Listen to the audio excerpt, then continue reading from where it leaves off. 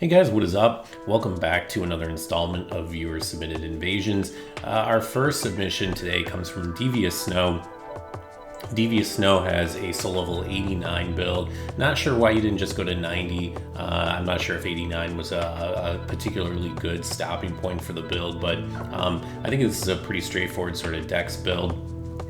And I think Devious, one of the things you do really well that I really like is you swap weapons a lot. You're swapping constantly back and forth, showing your opponents different looks. I think that's really smart. Now, unfortunately, this invasion video was about 12 minutes long, and so I wasn't able to showcase the entire thing. So some of the weapon swapping we won't get to see, but there were a few things I wanted to showcase. And I think the first thing is I strongly suspect this gank here is password summoned, or at least a group of players that regularly gank together. And the reason I think that is because their builds all work together so well.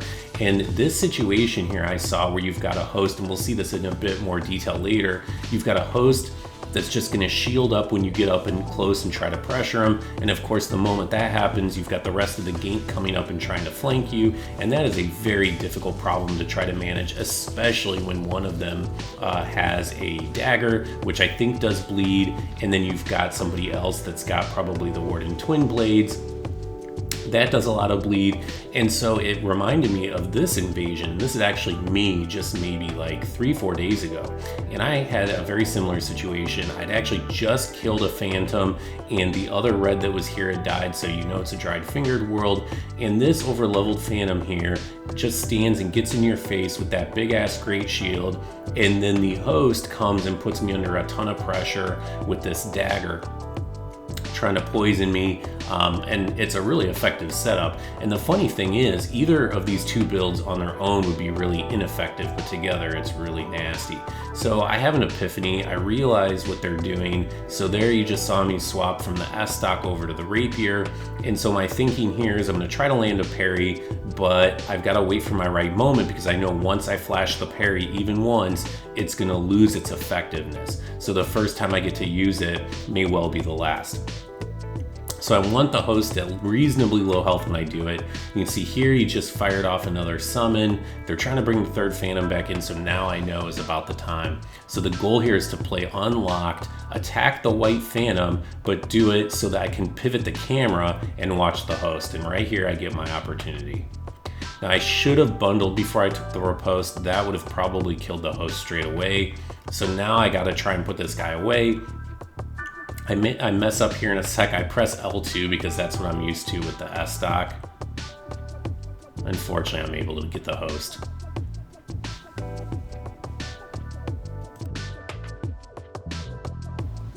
So Devious, going back to where we left off with your clip here, I think, what's relevant for you here, I would say first of all, being able to play unlocked is a huge deal.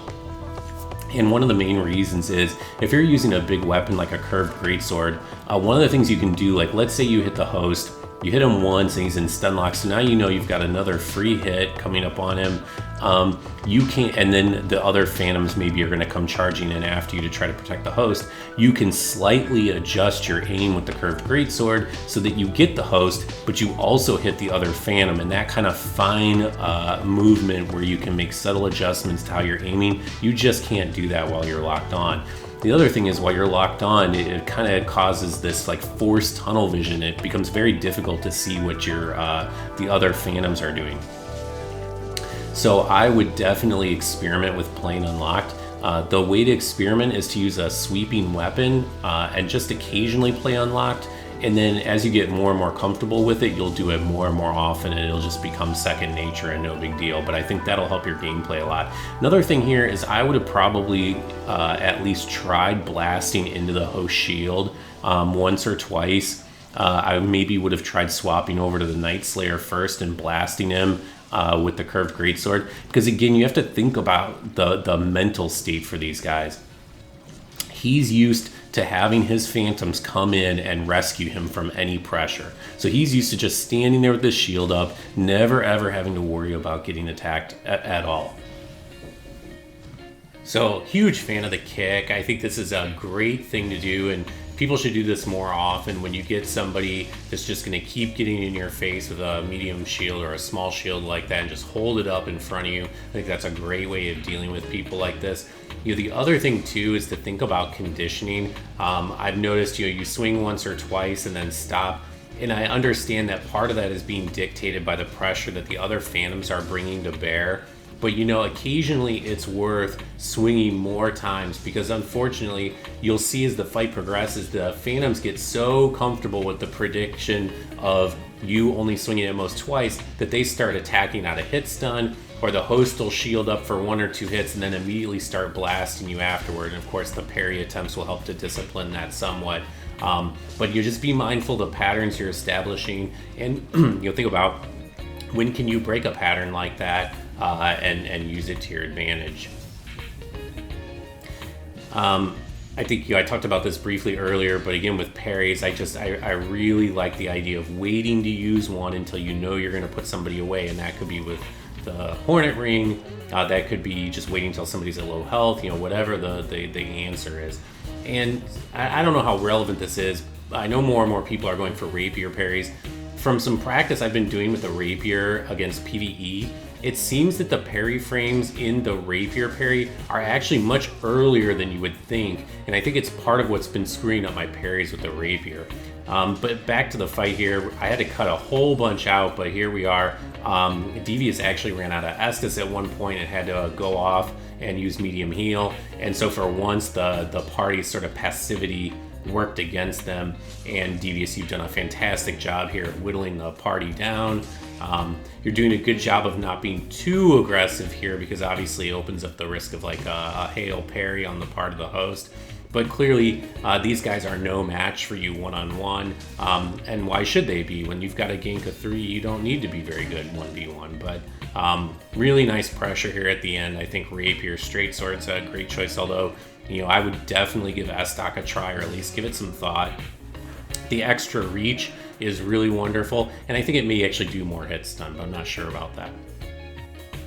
Okay, so next up we've got Hunter. Hunter submits a solo level 55 build, and actually I think this is interesting on a couple of fronts. And first, I can never really remember the guidance about Knight versus Warrior and which one tends to be more efficient at which levels. I'm sure somebody in the comments could probably weigh in on that. This is an interesting strength build. You've obviously got a ton of endurance, so strength, endurance, and vigor, and I think that's always a good choice. I think one of the things that I've learned about build making is that the better I get, the more aggressive I get, and the more aggressive I get, the more stamina I need. And I know this is a point that I've gone on about in other clips. Suffice it to say that if you're never running out of stamina, you're probably not being aggressive enough.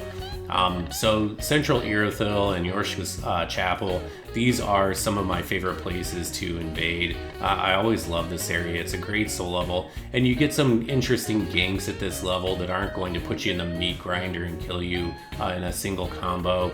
And we can see here the White Phantom standing off to the side. Initially I thought maybe he was going to let him, let you, Hunter, duel the host, but in retrospect I think it's probably more likely that he was just fishing around in his inventory or something.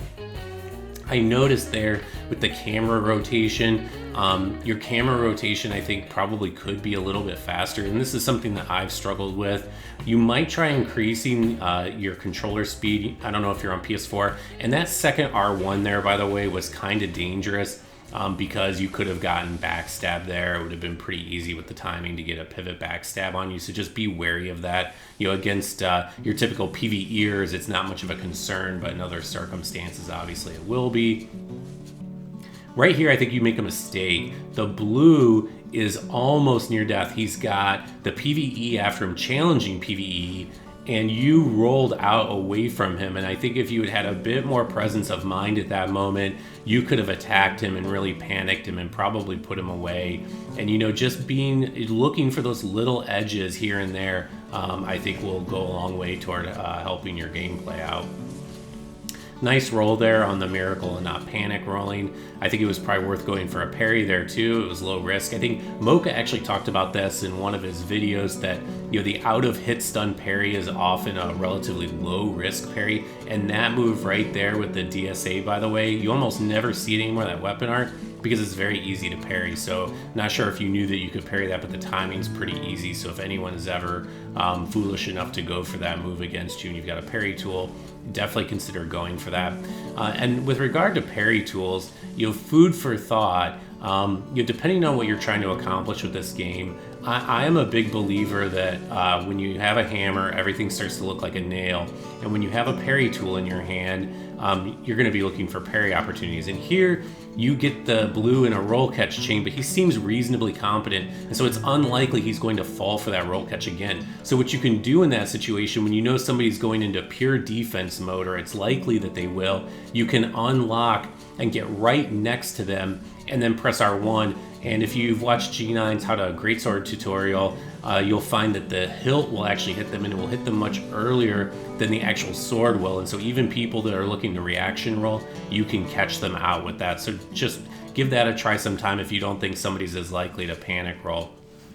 But with respect to parries, as I said, everything starts to look like a nail when you have a hammer, and when you have a parry tool, you start to focus so much. I don't necessarily mean you, of course, personally, Hunter. I just mean in general, people start to focus on parry opportunities. And this sequence here with the blue, I thought was really nicely done. Way to use his aggression against him, way to use your poise. I thought that was brilliant, really nicely done. But consider putting the parry tool away for a while. And again, this is really related to how you feel about your growth as a player, what you're interested really in doing. But for me, I found that when I gave up on the parry tool, at least for most of the time, it made me focus much more on things like spacing and timing and getting different kinds of reads on my opponent. And maybe you'll find the same thing, which isn't to say you have to put it away forever, but just give a try. If you normally use a parry tool, try putting it away for a session or two. Obviously the host manages to resummon here. You've got the hand axe, which I think is a great strategy, and it's going to come into play here, as I recall, in a few minutes. That R2 on, I think that's the glaive, has fooled me a number of times, where the reach on that thing on the second R2 is a lot more, but this guy's being really predictable. He's not hit confirming his he's not hit confirming the first attack out of the weapon art, and then he's just immediately reflexively going into the R2. And you can kind of see why, because he's having a shit ton of success with it. So he's probably learned this a while ago, that he's just going to kind of keep spamming it. On the R2, that kind of double swing, I'm almost positive you can actually parry the second swing, not the first one. The spacing is a little bit challenging, but most people don't know that it can be parried, and so that's a good way to land a parry on somebody that might not be expecting it.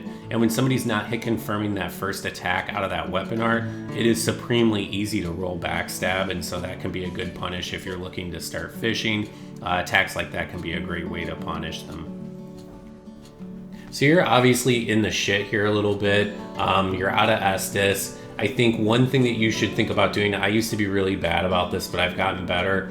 Swap to some regen. If you have like an offhand, like Mail Breaker, maybe that's blessed, you can put that on. Throw on the Sun Princess. Especially at these lower levels, that amount of regen can translate into being able to take an extra R1 or 2, even if you only have it on for, like 2 minutes or so. And every little bit helps. And the more I play this game, the more I realize that it's about getting lots of little edges everywhere. It's not like you're going to learn one technique that's going to let you win a lot of fights. It's about learning lots and lots of little techniques, little small marginal improvements in your game that will translate into overall big improvements in your game. See, like right there, I knew he was going for that second R2, or rather he was going for the R2 out of the weapon art. You could have easily stood back and spaced it out from a comfortable distance and hit a charged R2 and absolutely destroyed him with that. So look for opportunities like that. Now there, this guy is going to fall into a roll catch chain because he's got PvE around him along with you. So I think that was a good read. Nice job on that. Way to hang in there and get the victory, even though obviously the circumstances were pretty dire. Thank you everybody who sent in clips. I'm still going through them. I have more videos planned. Please keep them coming. And if you haven't seen yours yet, don't fret, because I'll probably get to it.